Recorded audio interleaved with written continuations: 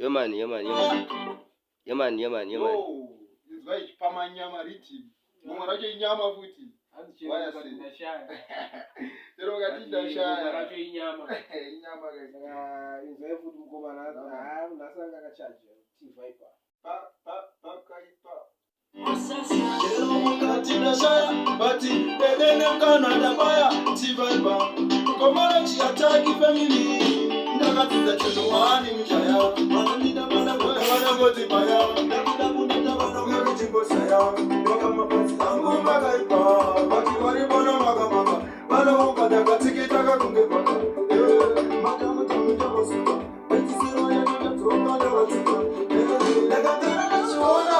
Kuti vavenda vakasata kuna. Vavengi manje mairasa. Ndakamuona kwandira muna basa. Leave me alone. Ndakatara nasuona.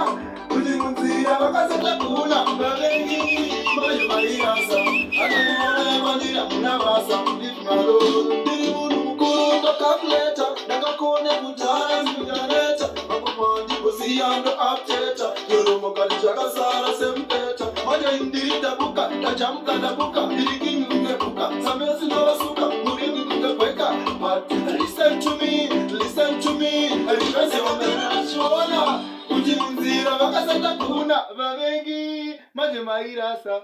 Yeah man. Wakamuonekwa ndira muna basa. Leave me alone. Why I say? T-Viper to the max one support Gomolo Attack family.